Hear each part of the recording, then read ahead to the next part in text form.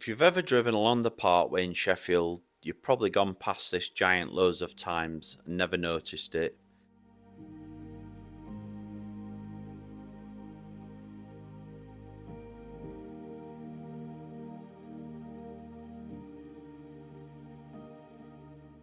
You're heading into town or out to the M1, stuck in traffic, not really paying attention to the woodland at the side.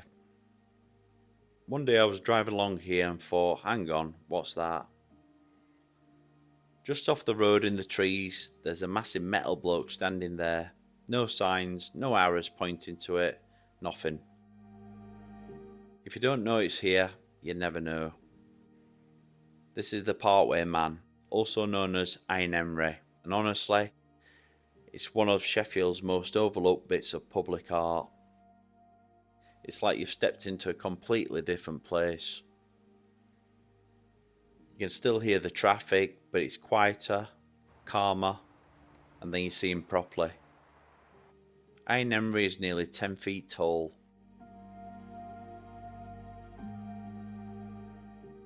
It's amazing just walking up from a distance, and as you get close up, you can appreciate the size of what you're standing in front of. I'm 6 foot, and standing next to him really shows the scale of it. He's huge, not in a flashy way, just solid, weighs over 3 tons. This isn't hollow, the thing's got serious weight to it. The statue's here for a reason. It's not just a random artwork someone stuck in the woods. Iron Emery represents the steelworkers who built Sheffield. This city was built on steel, everyone knows that. All families worked in the industry, shifts, hard graft and long hours.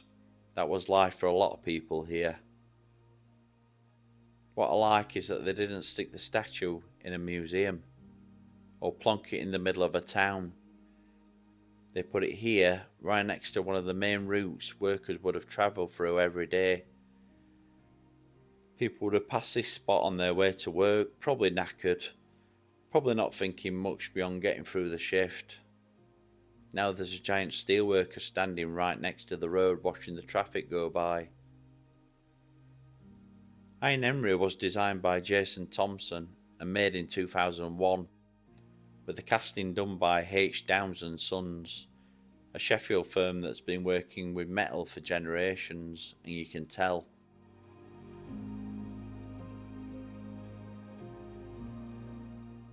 It doesn't feel delicate, it doesn't feel fancy.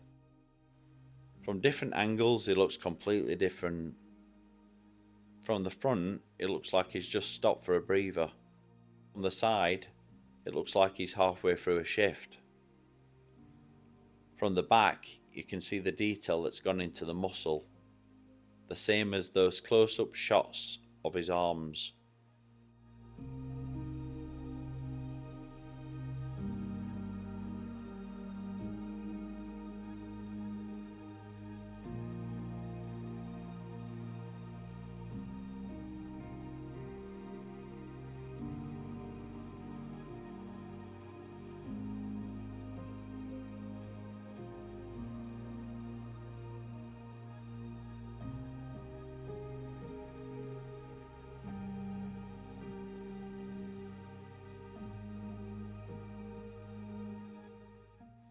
You really get to see how close he is to the Parkway.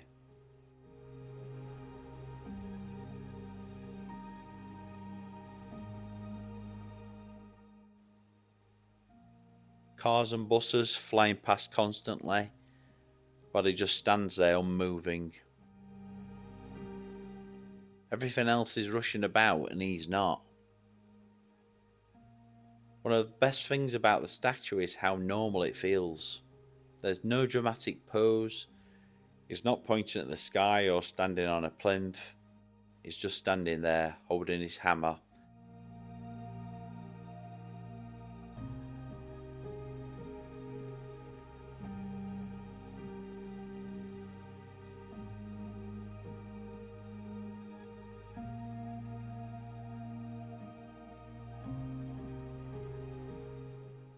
Staring straight ahead, like he could crack on with work at any second.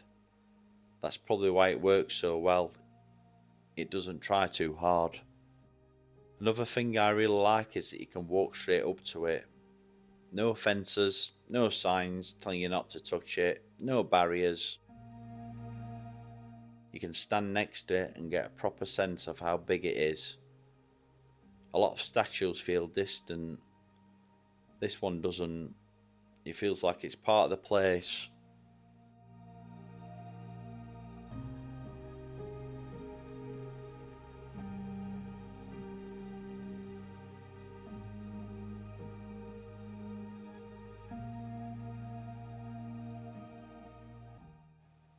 So the next time you're driving along the Parkway, slow down a bit, glance into the trees, park up and take 5 minutes, have a walk into Bowden Woods and go and stand next to Iron Emery. Because once you've seen him properly, you'll realise he's not just some big metal bloke in the woods. He's a reminder of the people who built Sheffield, standing exactly where he should be, hidden in plain sight.